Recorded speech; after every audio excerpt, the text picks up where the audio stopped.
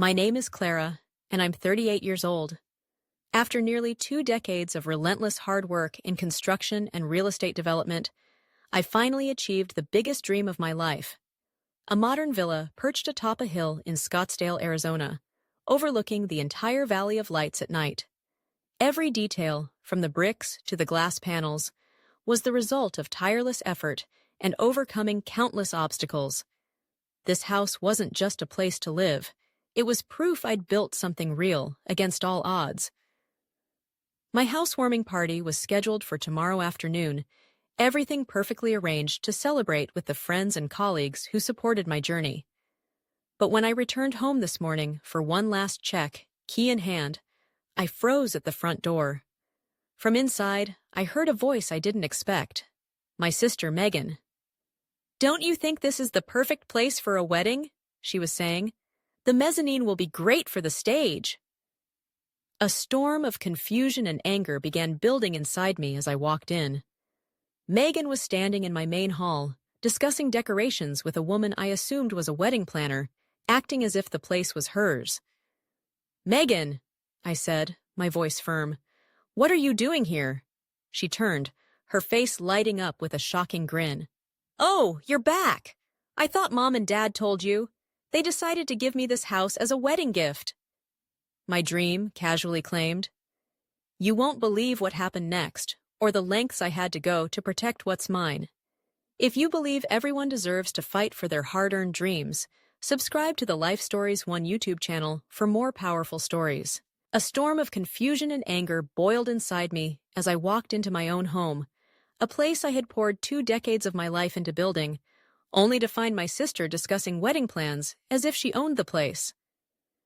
Megan was standing in the main hall, where the walnut wood floors still smelled brand new, alongside a blonde woman I assumed was a wedding planner.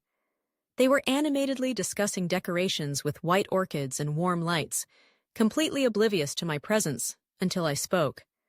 "Megan," I called her name, keeping my voice calm but firm, despite the turmoil churning within me. "What are you doing here?" Megan turned, her face lighting up like she'd just won the lottery, a shocking grin spreading across her face. "Oh, Clara, you're back," she chirped, her tone overly sweet. "I thought Mom and Dad told you. They decided to give me this house as a wedding gift. Ben and I will start our family here." I stood frozen, the words hitting me like a physical blow. Images flooded my mind, me surrounded by blueprints, countless sleepless nights adjusting technical specs, non-stop work just to secure enough funding, the years of sacrificing personal time, ignoring relationships, pushing myself to exhaustion, all to make this specific dream a reality. And now Megan, the youngest, pampered so much she'd never held a stable job for more than 3 months in her life, was casually claiming my dream, my achievement, like it was her birthright, something to be handed to her on a silver platter. "This is my house," I said, trying desperately to keep my voice steady, to inject a level of reality into the surreal scene. I poured all my savings, every ounce of effort, and years of my time into building it. Megan gave a soft, pitying smile, the same kind she'd used on me since high school, whenever I achieved something she hadn't bothered to try for. "But Clara," she said, her voice laced with faux sweetness, "you live alone. You don't need such a big house. Mom and Dad said you'd understand if you just thought about the family a little." As if on cue, my parents, David and Barbara, entered through the back door without knocking, walking in as if this were their house, their party. My mother immediately approached the wedding planner, pointing out where to place a floral arch, her face beaming, ignoring me completely. My father avoided my eyes. "What is going on?" I asked, my voice now sharp, cutting through their oblivious conversation. "Mom? Dad, why is there a wedding being planned in my house?" My mother turned to me, her smile not reaching her eyes, using that sweet, manipulative tone I knew all too well.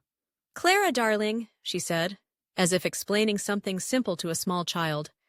"Jessica's getting married, and this house is just too big for a single person. You're always so busy, barely home. We thought it made more sense for Megan to live here."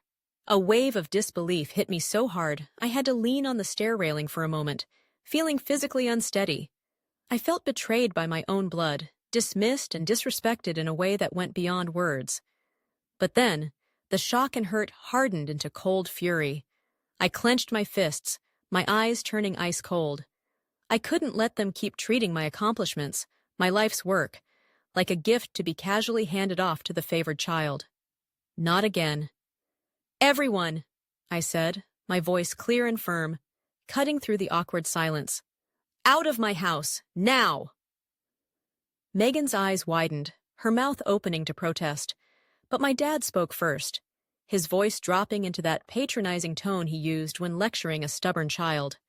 "Clara, don't blow this out of proportion. This is for the good of the family. You're successful. You can build another house any time. But Megan is starting a new life. She needs a stable place to raise a family." I let out a dry laugh, a harsh sound that echoed through the marble-floored foyer, the very marble I had personally picked out in Italy and had shipped here myself. "You're telling me," I said, the irony dripping from my voice, "that because I'm capable, because I worked hard and built something from nothing, I should sacrifice for someone who won't even try." Megan stepped forward, her eyes wide with a kind of fake confidence, her voice rising slightly. "You just don't get it, Clara. This is the first time I'm really serious. Ben and I are trying. Mom and Dad just want to help us start with a solid foundation." A solid foundation. I looked each of them in the eye. Megan, my mother, my father. A solid foundation you didn't even break a sweat for. The air grew heavy with the unspoken truth. My mother nervously tucked her hair behind her ear, a habit she had when she felt cornered.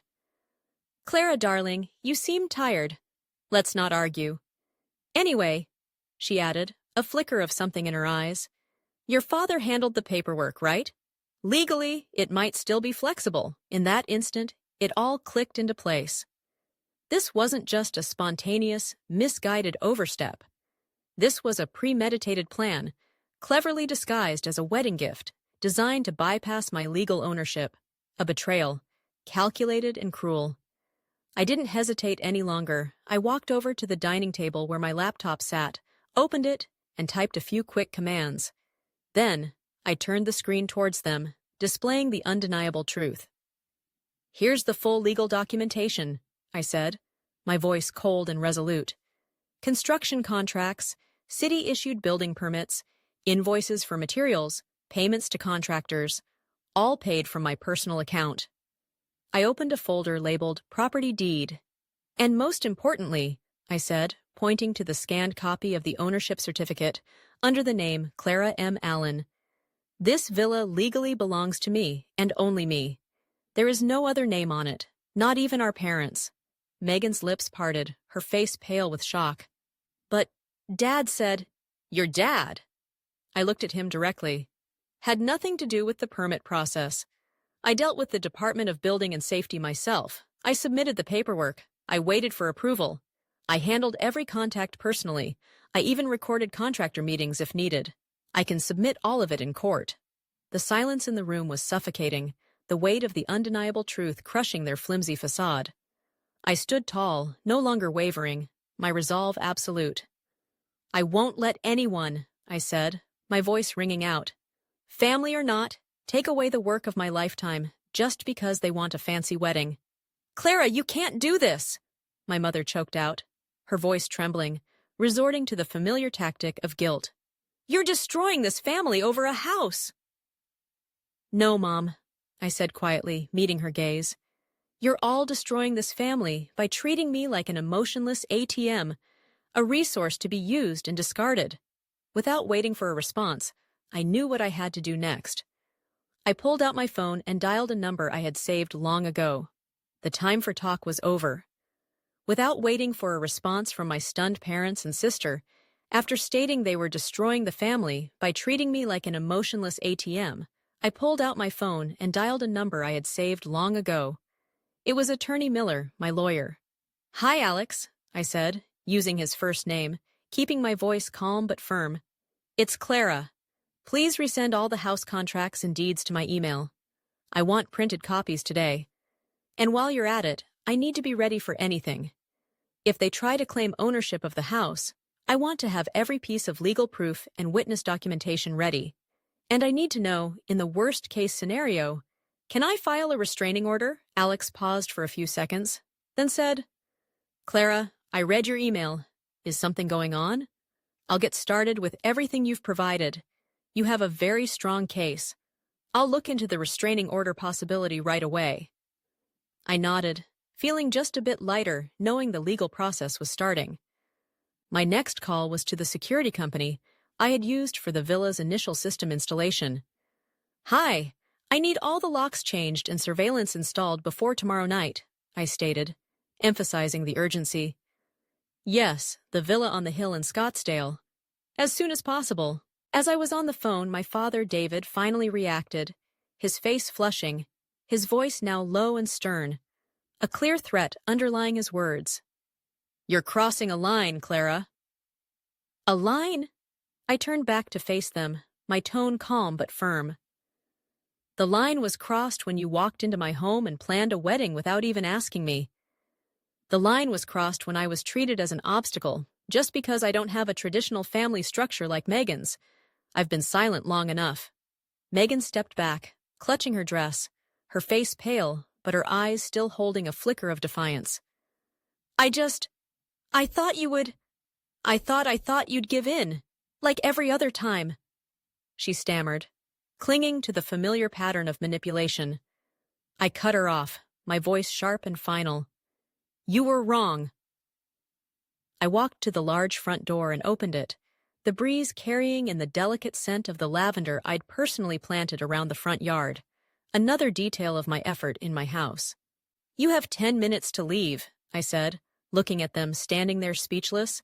If not, I'll consider this trespassing and take appropriate action. My mother, Barbara, began to cry, the theatrical kind of tears she used when she wasn't getting her way. But this time, I felt nothing. My dad turned away, avoiding my gaze as usual, and Megan glared at me, her voice trembling as she whispered, Clara, I didn't think you could be this heartless. I simply shrugged, my gaze steady. I'm just protecting what's mine. If that bothers you, maybe it's time you learn to build something with your own 2 hands instead of waiting for someone else to hand it over. I closed the door after they walked out, my hands still slightly trembling from the adrenaline. But this time, I didn't back down. This was my life, my work, and I wasn't going to let anyone control it or take it anymore. Less than 2 hours after I saw Megan and my parents out, the backlash began. My phone started buzzing nonstop. Messages flooded in, from Aunt Carol, then Uncle Mark, then even my cousin, who I hadn't spoken to in over 3 years, all carrying the same message, clearly orchestrated. Family comes first, Clara. Don't be so selfish, one read. You only have one sister, another texted. Houses can be rebuilt, but once family ties are broken, they can't be restored. Someone even called me a walking refrigerator, implying I was cold and unfeeling. I read every line, my mind clear, cold, analyzing their words. Not one of them asked why I had to do what I did. No one cared about the fact that I was the one who poured sweat, tears, and my youth into every brick of this house. They only cared that I hadn't yielded, that I hadn't given away what was mine. I set the phone aside and poured myself a cup of peppermint tea.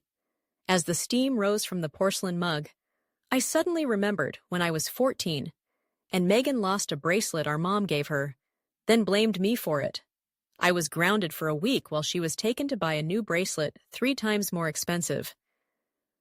Today's incident was really just a repeat, bigger, more expensive, and this time I wasn't staying silent. The phone rang again, Megan's name on the screen. I stared at it, but I didn't answer. A few seconds later, a voicemail popped up. I hesitated, then hit play. Clara! Her voice was laced with familiar mockery, dripping with venom. You should take a look in the mirror. You're jealous of me. Always have been. I'm the one who's loved, who gets chosen as maid of honor, who's having the big wedding. And you? You've got an empty house and some papers no one cares about. That's not winning, Clara. That's loneliness. I ended the message before it finished. Jealous. A word that had become a tired script in Megan's playbook. To her, every time I objected to something, every time I refused to be manipulated, it was because I was jealous. Jealous that she was pampered. Jealous that someone always bailed her out. Jealous that she lived off others' kindness without ever paying a price. I went into my contacts and one by one blocked Rachel's number, then Mom's, then Dad's. 3 taps, and suddenly the world was eerily quiet. I just sat there, alone in the wide-open kitchen, with its gleaming granite countertops, the afternoon light stretching through the glass doors. The silence felt like a profound relief. No more questioning my worth, no more demands disguised as love, no more manipulation. Just me and the home I fought to protect. I thought things had finally settled down, that I had drawn my line and the storm would pass. But what I didn't know was that this was only the beginning of the battle, and the lines I had drawn would soon be challenged in ways I couldn't possibly anticipate. The days following the confrontation and my decision to sever ties were eerily quiet, punctuated only by the security technicians installing new locks and surveillance cameras throughout the villa. I had blocked my parents and Megan, silencing the immediate storm of angry texts and voicemails, but the tension lingered, a low hum beneath the surface of my life. Attorney Miller confirmed that a temporary restraining order against Megan and my parents, David and Barbara, had been approved, adding a layer of legal protection to the physical security of my home. "They'll be the ones watching their steps now, Clara," he assured me. I clung to that thought, trying to regain a sense of peace in the space I had built.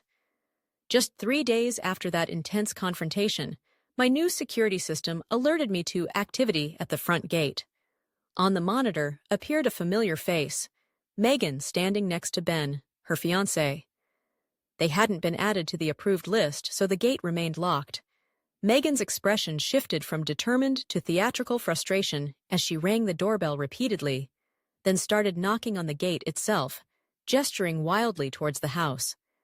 The camera captured it all, her escalating emotions, Ben looking increasingly uncomfortable beside her. This attempt to bypass the security, though unsuccessful, was a clear message. They weren't giving up. It also provided crucial video evidence of them attempting to access my property despite the clear boundaries. A week later, unexpectedly, Ben showed up alone.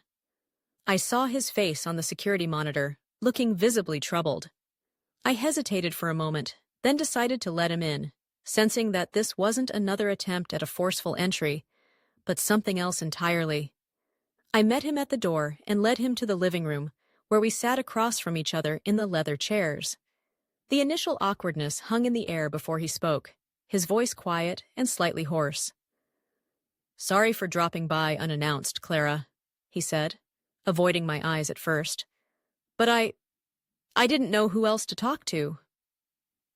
He placed a thin folder on the coffee table between us, like evidence in a courtroom.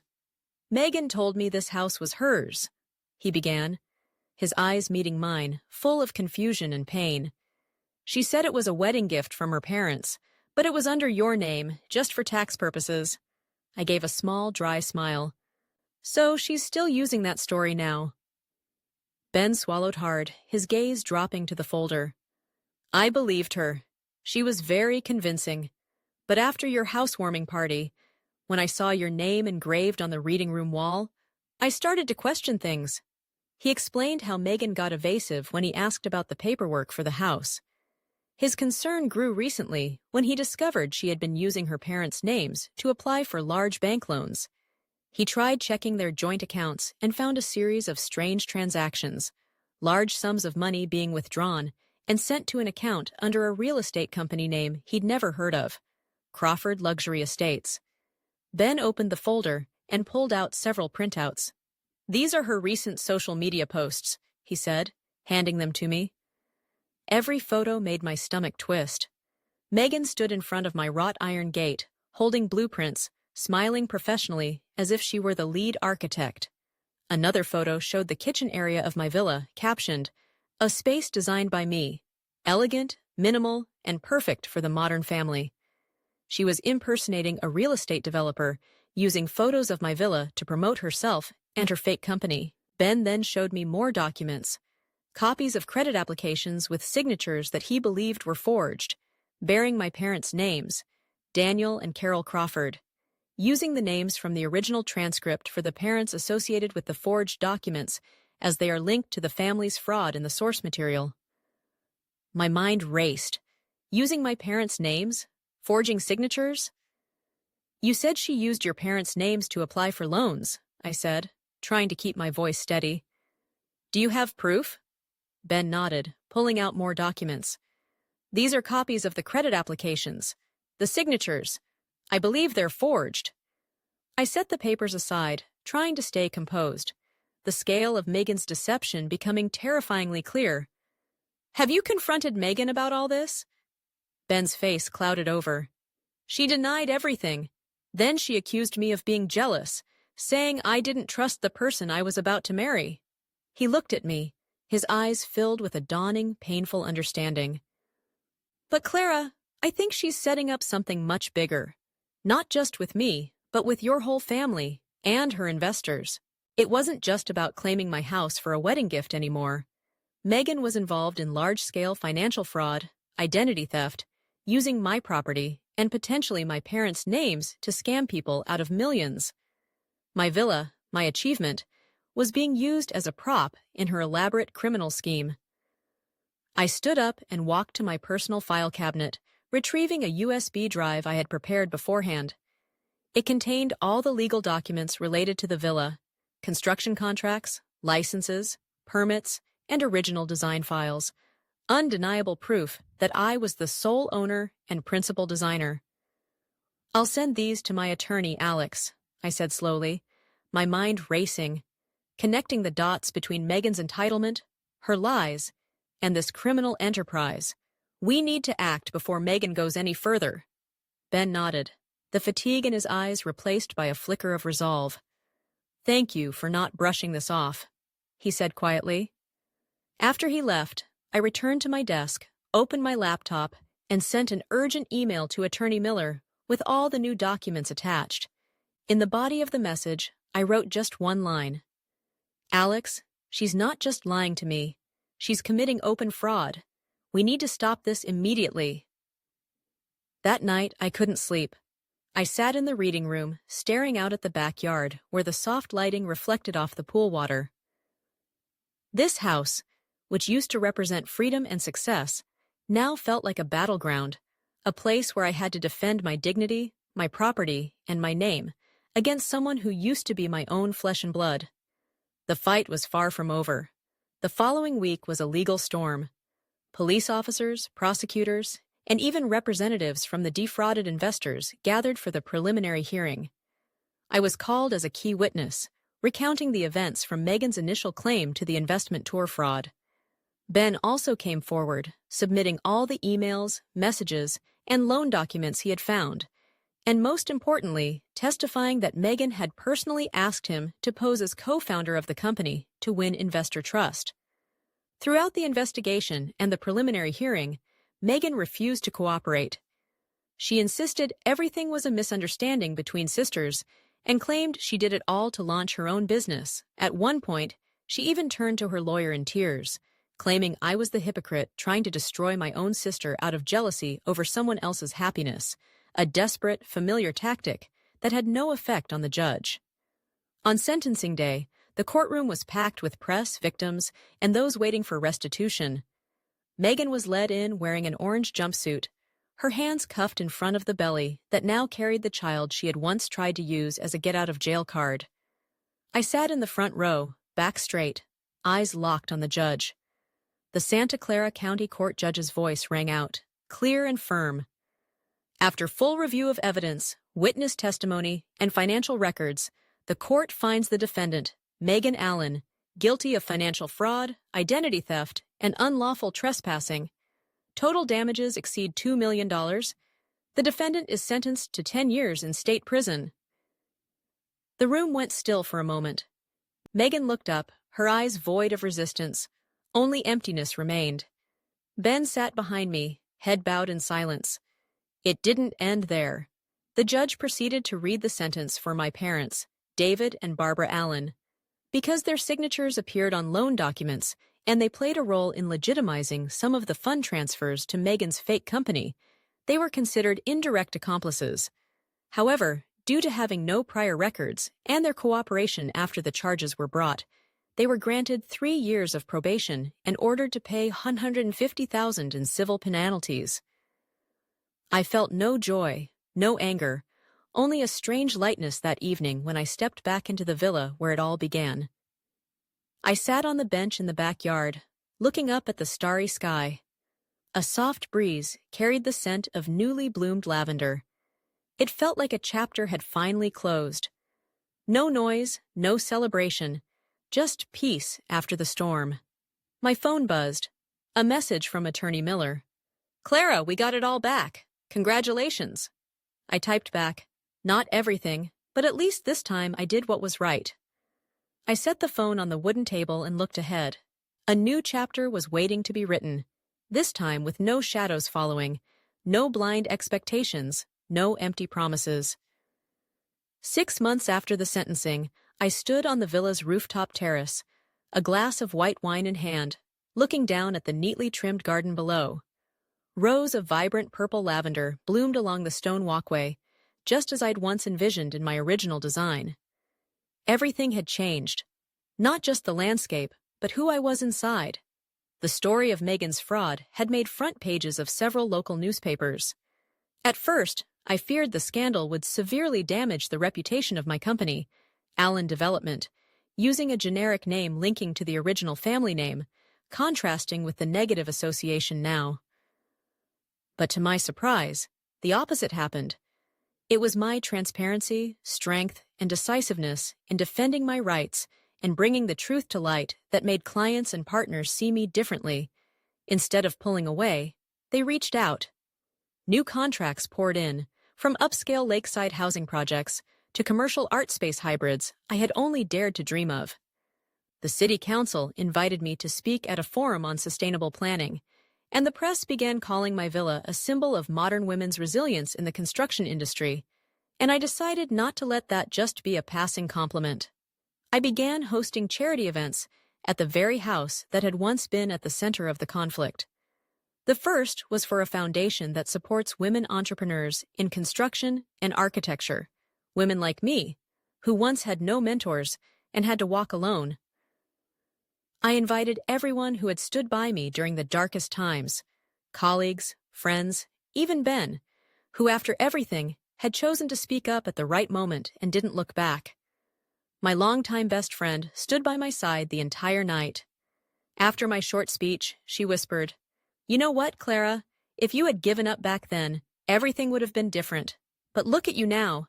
You didn't just build a house, you built a monument." I smiled. Not a monument, just a new foundation for a life no one else gets to steer. The following month, I was invited to speak at the statewide Urban Development Conference.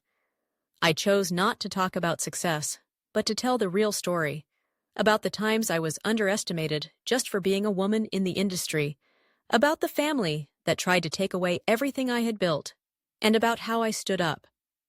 The speech ended with a long round of applause. A senior architecture student approached me afterward, her eyes shining. "You gave me hope that I too can overcome the expectations of family and society. Thank you." Her words made my eyes well up, not because I'm someone special, but because I was once that girl. And now I'm living proof that you can stay true to your values without sacrificing your dignity to please others. One weekend afternoon, I sat in my reading room, reviewing the file for a plot of land in northern Santa Clara. A new project, Valley View Villas, a line of eco-friendly homes designed for single mothers, affordable yet held to the highest standards of design and functionality. Attorney Miller walked in carrying a stack of documents. "The Infrastructure Board approved the first phase proposal," he said. "I've never seen them agree so quickly." I nodded, eyes still on the map. I want this to be a fresh start for women who thought there was no place for them. He looked at me intently. "You know, Clara, after everything, you've still kept your heart intact. Only now it's stronger, and no longer easy to push around. I laughed. Because now I know where my boundaries are and what I'll never let anyone cross, not even family. The room softened. Outside the window, the sky glowed orange with sunset rays, casting golden light across the new designs. Not just architectural plans, but a blueprint for the rest of my life. Clear, grounded, and without space for manipulation. One early autumn morning, before the sun had dried the dew on the front stone steps, I found a cream-colored envelope tucked inside my mailbox. No return address, just a familiar handwriting. Clara Allen. I stood still for a moment, a heavy feeling rising in my chest. I knew exactly who had written it. I took the envelope into the reading room, sat by the window where the early light poured in, the scent of warm chamomile tea lingering on the table. I opened the letter with my bare hands, not in a rush, but without hesitation. Clara, I don't know if I even deserve to call you sister anymore, but if there's anything left between us, even just a memory, I hope you'll read this to the end. I'm going to be a mom. It's a girl. The doctor says she's healthy. I felt her kick for the first time last week, and in that moment, I cried like a child, not from pain, but because for the first time in my life, I wanted to do something right. I know no apology can erase what I did to you, to your home, to your name, and to the trust you once placed in this family. But I'm trying to change, little by little. In prison, every day is a confrontation with myself. No makeup, no pretense. I see the emptiness I've been living with for so long. You don't have to forgive me, but if one day my daughter asks about the first woman in our family who built a career from nothing, who had the courage to stand up for herself, I want to be able to tell her about you, Clara Allen. I hope you find peace.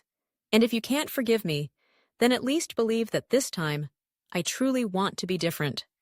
Megan. I folded the letter slowly and placed it in the bottom drawer of the filing cabinet, where I keep things that don't belong in the present, but can't quite be discarded either. I wasn't sure what I felt. Not anger, not forgiveness, not even sadness. Maybe just silence, like standing at the edge of a cliff. No fear, just emptiness. That evening, I walked through the backyard garden, my usual place for peace after a long day. My best friend Sarah called, inviting me on a weekend getaway to Monterey. I said yes.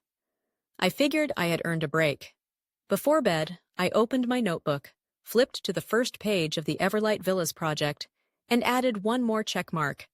Groundbreaking ceremony next month. I looked at the line in fountain pen and smiled. Life goes on. There's still work to be done, homes waiting to be built. Not with money, but with trust. Trust in resilience, in justice, and in myself. I don't know if Megan will ever truly change. I'm not sure if I'll ever be able to look at her without remembering everything that happened. But I know forgiveness doesn't mean forgetting. Forgiveness means refusing to let the past imprison your present. And even though things between me and my family may never be called reconciliation, I no longer feel guilty for living life on my own terms. I've learned to let go of what I can't control so I can hold on to what I can build. Like this villa, it's no longer just a house. It's a reminder that there are things you fight to protect, and moments when you must dare to say no to protect your light. The next morning, I woke to the sound of birds outside my window. The sun was rising, gentle, steady, just like me now. I poured a cup of coffee, opened my laptop, and began scheduling my upcoming presentations. On the screen, the new tagline I had added beneath my company's logo stood out clearly. Success is yours. Don't let anyone steal your light. And I knew I was living that truth every single day. From my own story, I've learned that sometimes the ones who hurt us most deeply are the ones closest to us. But from that same pain, I learned how to stand, to defend the values and results I've worked hard to build. Forgiving doesn't mean forgetting. It means choosing to keep moving forward without carrying someone else's weight. Success doesn't require anyone's approval. It only needs you to know who you are, what you're doing, and why. No one has the right to take away the light you created for yourself. What do you think about Clara's journey and the choices she made? Share your thoughts in the comments below, and don't forget to follow the channel so you won't miss more powerful and inspiring stories about life and family.